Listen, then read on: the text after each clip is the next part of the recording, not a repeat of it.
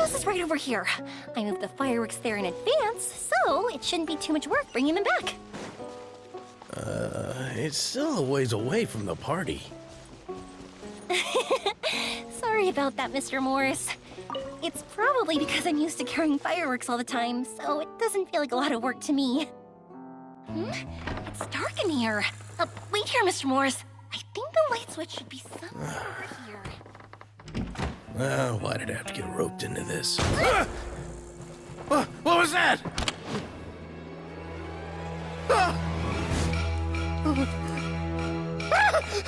Who's there? Get me out! Get me out of here! Did you really think you'd get away, Morris?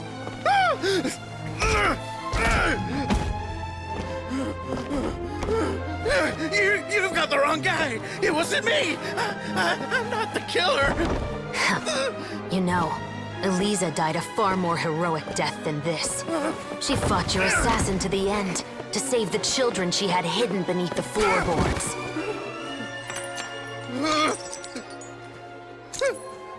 That is Eliza's pendant. The one with a photo of you two inside. The one you gave her. Ring any bells? It's a fake! It has to be! There's no way! No way your assassin didn't destroy it, you mean?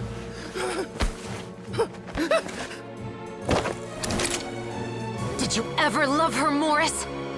Or was killing her always the plan? No, please. Listen to me.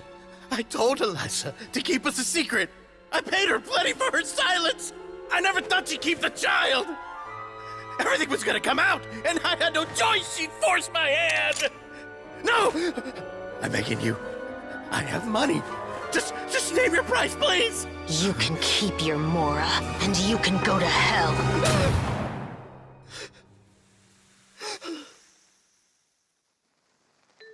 I'm Captain Chevreuse of the Special Patrol. Morris, you're under arrest for Eliza's murder.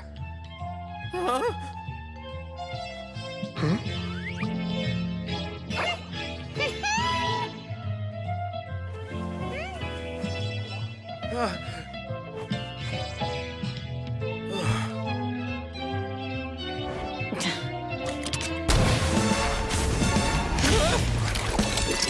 You're under arrest too, prop manager Veronique.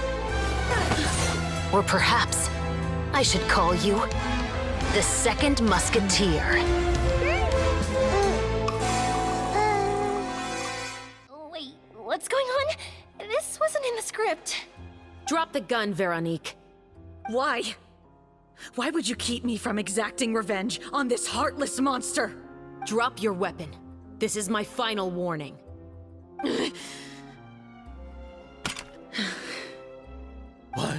What is going on? Do I have to spell it out for you, Morris? Everything that took place just now was staged to get you to confess the truth. But this last part is all improv, of course. Chevreuse, you told us you wanted us to help you stage a play. You never said anything about the second Musketeer. It's because even I had no way to confirm my theory until now. Thank you for your performance, Yoimiya. Could I trouble you to go and bring in the other Special Patrol members? They should be on standby just outside. Oh, and please tell the other cast members not to worry about us. We'll be rejoining them shortly. On it!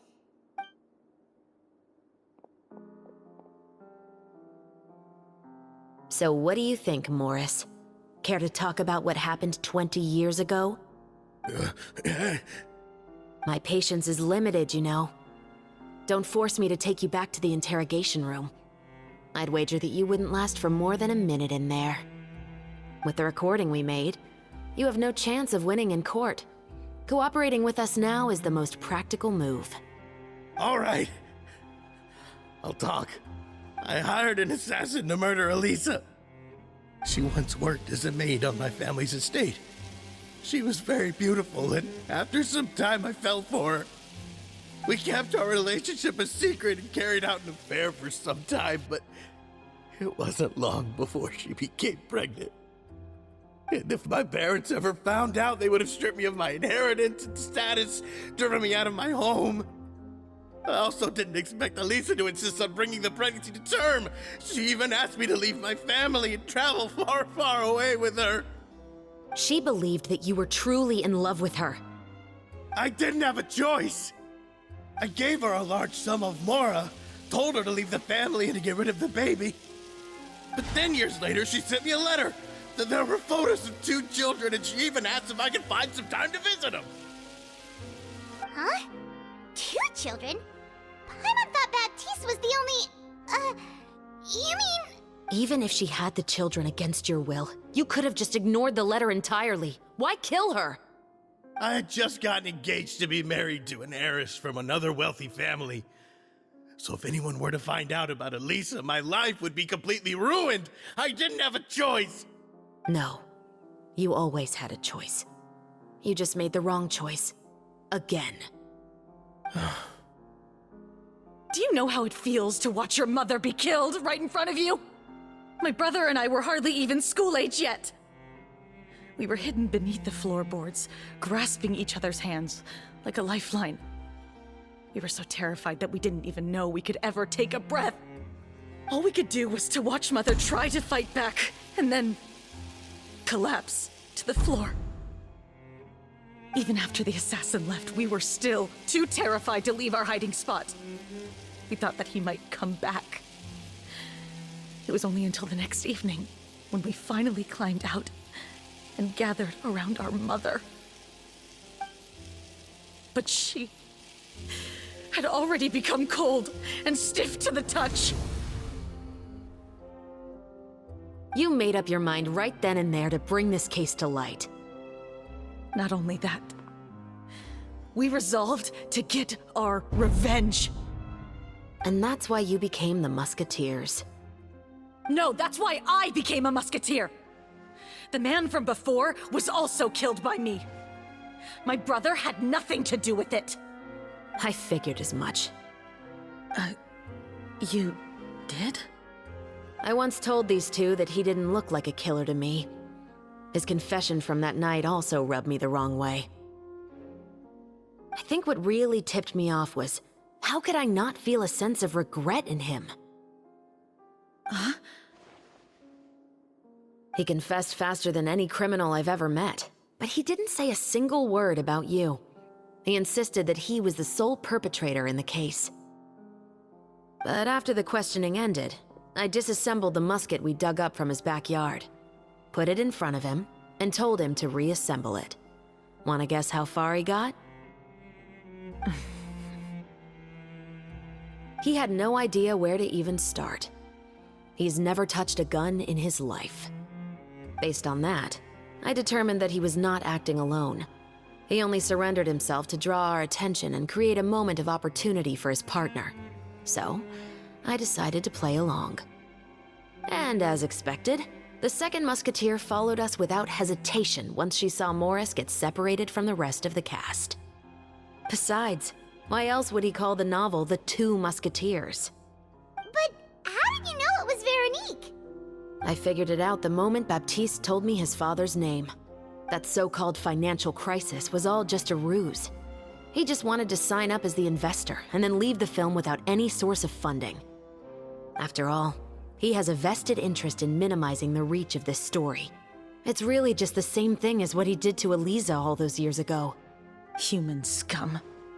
But then Xavier pulled out all the stops and got the film made against all odds. Morris couldn't have that. With the killer in custody, he figured it was safe to act. And so he came to visit the set today, just as I expected. Wait, so you were behind all those mishaps today? As for the identity of the second musketeer, I assumed they'd probably stay close to Morris and look for an opening. And if they already knew that Morris was the film's investor, then that narrowed the list of potential suspects as well. Furthermore, being the props manager would allow the culprit to avoid scrutiny by purchasing mechanical parts in the name of the crew. With that hypothesis in mind, I went back to check Baptiste's orphanage adoption records. Guess whose name I saw on the same page, just a few lines from his. My brother. He trusted you. As in, he trusted me to perform the deed on his behalf? He trusted you to stand on the side of justice. I am. I thought you could do it as well. Oh, the look on your face when you told him to go to hell. I really thought you'd put a bullet in his brain. You know what he has done. Are you telling me that you'd rather see him spend the rest of his life living like a king in the fortress of Meripede? I will never be able to forget the feeling of my mother's cold, lifeless hands. And you would call this ending fair? Is this what you call justice?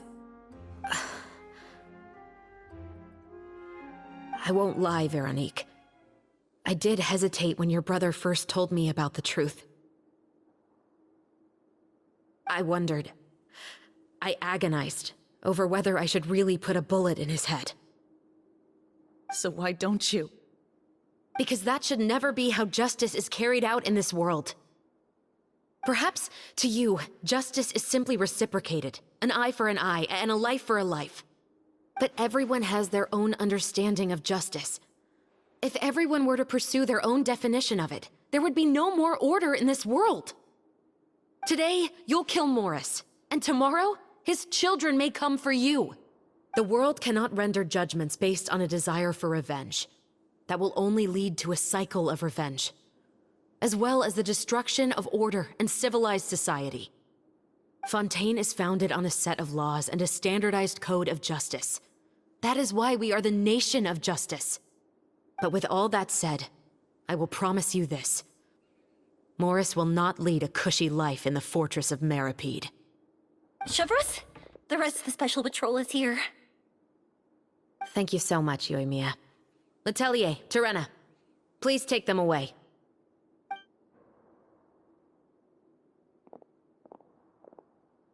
I still can't agree with your reasoning.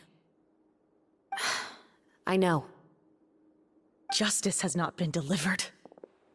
At least, not today.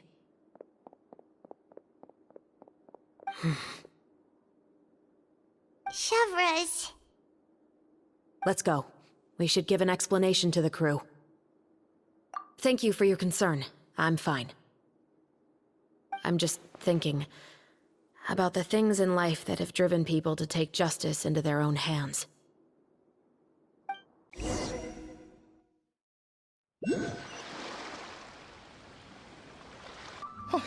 Who would have thought Morris would turn out to be... I'm at a loss of words. How could he have done something like this? I'm just glad that you're all safe and sound. Who knew that such a labyrinth of cases would be behind this story?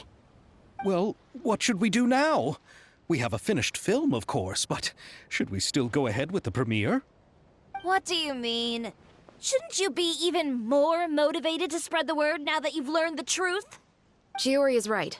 I'd also like more people to see this story for themselves. But the real ending of the story seems to have deviated somewhat from the one in the script. Is that still acceptable to you, Miss Chevreuse? The call is yours. We still have time to reshoot an ending if that's what you'd like. No, it's fine as is. I like what we have for the catharsis. Romanticism is what gives works of art their appeal. Fiction is able to explore means of restitution that could never work in real life. Just like the real world, the world of stories also has its own set of rules and justice. These different possibilities are what initially drew me to reading in the first place. Sounds good to me. I support your decision. What about Veronique? Will she be okay? She will soon face her judgment alongside her brother and Morris. If I had to guess, they'll probably all be sent to the fortress of Meripede. I'll make sure to give Wriothesley a heads up about it. Oh, you mean that kind of heads up? Exactly. Ahem. All right, then the matter's settled. Now that everything's been taken care of, there's no reason for us to keep looking all gloomy and grumpy. Let's get back to the feast and enjoy each other's company. We'll be starting the post-production process tomorrow. You should join us, Chevreuse. You missed the first few hours of the party, didn't you? All right. Count me in. Then I'll wait for you over there. There's still some good news that I'd like to share with Chevreuse. Traveler, Paimon, could you wait for me by the sea after the party ends? I'd like to go on a brief walk with the two of you. Thank you very much.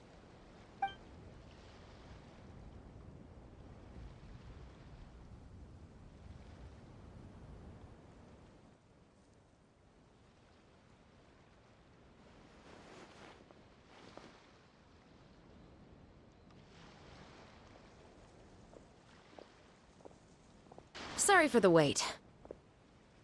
Oh, we weren't waiting long at all. Is there something else you wanted to tell us? No, I don't have anything new to share. I just felt that since you were my investigation partners, I should have another conversation with the two of you. Traveler, how would you have responded to Baptiste's request if you were in my shoes? When I was young, my father often took me here to swim. We'd come rain or shine, even when it was freezing cold. He told me that swimming was the best activity to train one's strength of will. You could never give up before reaching the shore, especially when the water was cold. Oh? Why's that? Because the moment you give up would be the moment you die. At that point, I still hadn't received my vision. One winter, the chilly wind felt almost like knives on my skin, and the seawater was so frigid that it numbed my toes the moment I stepped in. I cried and begged my father to spare me from having to swim across, but he wouldn't listen. He used to be a member of the Special Patrol as well. You could say it was his way of educating his children. That sounds awful. When he saw that I wouldn't stop crying, he just picked me up and tossed me into the icy water. The bone-chilling cold took away my senses. I couldn't feel anything but fear and rage. I waited for my father to save me, but one look and I knew he'd already started swimming for the opposite shore. I realized that if I were to give up, I really would die right then and there. I used all of my strength to try and catch up to my father. Those few minutes felt longer than my whole life up until that point. I did, however, make it to the other side. I've never felt afraid about anything in my life after that, nor have I ever cried again. That way of teaching would have never worked on Paimon. Yeah, I don't think that was the right method for anyone. It's just that, working now as I am in the pursuit of justice, I still sometimes feel like I've been tossed into that winter sea all over again. The anger and the helplessness. Chevreuse. But the worse I feel, the more I know to never give up. The alternative would be to forever lose myself among the waves. Anyway, how about a race? Neither of us will drown, but we can still see who swims faster. You guys go ahead! Paimon will grab the clapperboard to mark the start of the race. Whoa, that felt good. You were so fast in the water, Chevreuse. You were swimming even faster than Paimon can fly. So, about the Special Patrol. Did you join because of your dad? Partly, but I'd say I was more inspired by the heroes I read about in stories growing up. Oh, so it's due to your love of stories. Of course, it was only after I joined the Special Patrol that I learned that truth is often stranger than fiction. Come on, let's walk a bit more.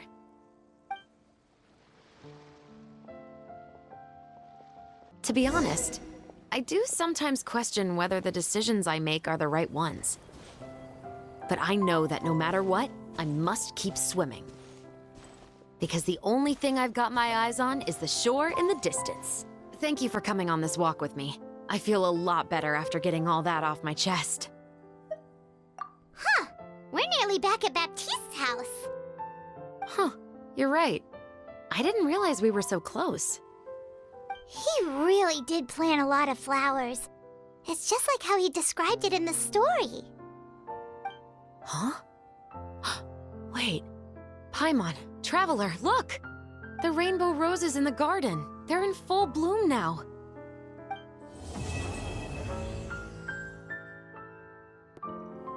Even though it's a bit late, I must thank you for investigating this case with me. Not on behalf of the Special Patrol this time. It's a personal expression of gratitude from yours truly. Oh, you want to hear more about my father? To be honest, I didn't spend that much time with him. He was always busy with the Special Patrol, so he would often return home really late at night. Some nights, he didn't come home at all. Once, he didn't come home for a long time, maybe a whole week or so. When I went out to buy food, I learned that he had become a criminal, and by extension, that made me a criminal's daughter. But we can talk about that another day. I actually have a lot of sympathy for Veronique and Baptiste. I can understand the hatred they feel for their father. But that doesn't mean I'll allow them to walk the path of evil, even if it might lead to another sense of justice. Films are different from the real world. They're a form of art and represent the wishes in people's hearts. I adore the two Musketeers, and I'm very happy to have had the opportunity to act the role as one.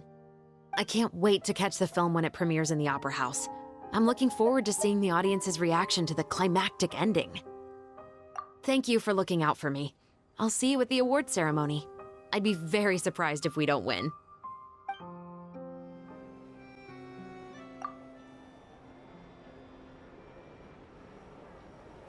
Xavier, it's been a while. Hey there, you two! Sorry I've been scarce. I've been buried in marketing and preparing the film for release ever since we wrapped post-production. The award ceremony is today, right? Paimon wonders if we'll win the Farina Award. I'd give it a 90% chance. Farina! Oh, Paimon didn't know you were already here. You're earlier than everyone else.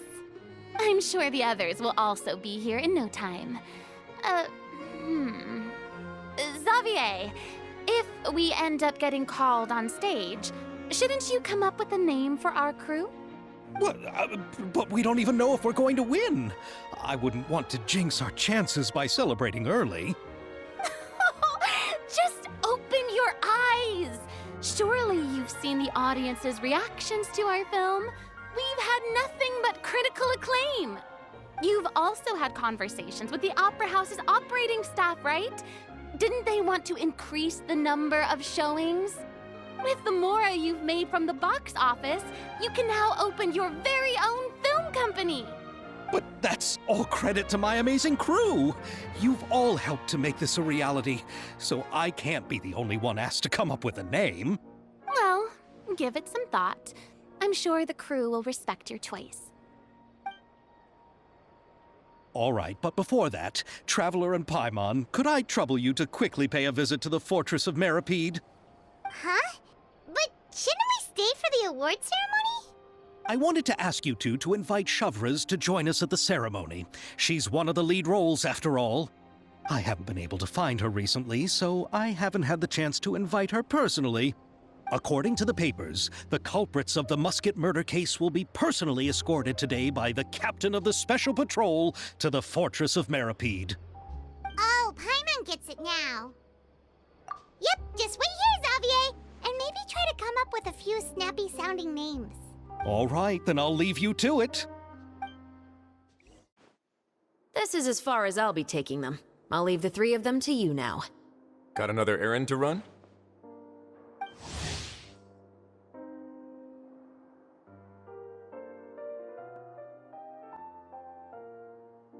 Something like that. I'm expected at a party. Now that's something you don't hear every day. Found a new pastime? No, it's just a special occasion. Chevreuse! Risley! Festivals really do bring people together. It's been a while since I last had so many visitors at the Fortress of Meripede. Call it the festival spirit, I guess. Yeah, you could say that. Even our head nurse has gotten herself all worked up preparing super deluxe nutritious shakes. Just one gulp and you'll have met all your nutrition needs. Were you talking about work just now? We've already finished discussing everything. So, what do you think about my heads up, Mr. Risley? I believe I haven't yet made any promises or guarantees. But you also didn't shoot me down. Here, how about this? You could give everyone a copy of the newspaper, Perhaps on the day when the cover story happens to, oh, I don't know, expose a certain someone's misdeeds from 20 years ago? I suppose then a certain someone may soon find himself the most unlucky person in the Fortress of Meripede? While another 2 people will soon be hailed as heroes. Speaking of heroes, did you two need something from me? Oh, actually, we're here for... You're here to invite me to the party, right? Don't worry, I didn't forget. Ooh, then let's head back right away! See you, Risley! Happy Fontainalia Festival! And the same to you. Please, go and enjoy the festival. And the winner of the Farina Award for the first Fontanalia Film Festival is... The Two Musketeers!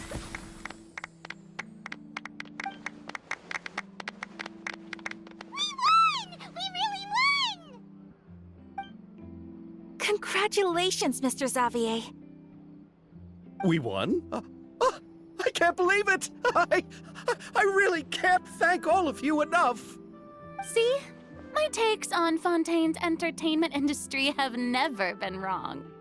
Now, please welcome to the stage the producer of The Two Musketeers, Mr. Xavier!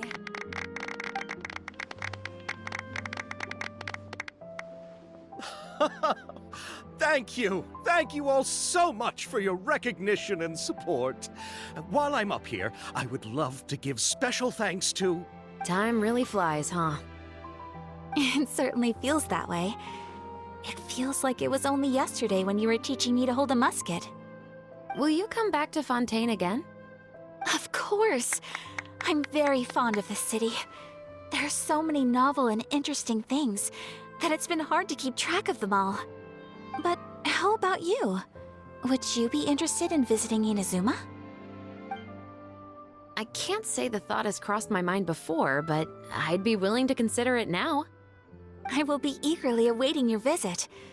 It would be wonderful if you could visit my home and enjoy a taste of our tea and desserts. Yeah, let's keep in touch. Did you accomplish all you came here for? Yes. And you should visit Inazuma again sometime. How has Ogura and her business been? To my knowledge, she's doing quite well. Tell her I said hi. I certainly will. I heard the thunderstorm has stopped. Yes, and the war has also been brought to an end. Peace and prosperity has returned to the islands. I quite like the sound of that. Perfect for hanging textiles out to dry. I'd like to offer my thanks again to the entire cast and crew. Without you, I would have never completed this film, much less had the opportunity to be standing on this stage. With the support of my entire crew, I would like to officially announce our film company, Musketeer Pictures! Woohoo! That has a really nice ring to it. Then in that case, let's please welcome all the members of Musketeer Pictures onto the stage for a commemorative photo. Oh, Paimon didn't know we'd also be taking pictures. Director Farina, I believe you are the most deserving person to raise this trophy. Huh? No. There's no need. It's so embarrassing. It's an honor the director deserves. Yes, I agree. Just accept that you're not getting out of this. Ready, everyone? 3, 2, 1! Musketeer Pictures!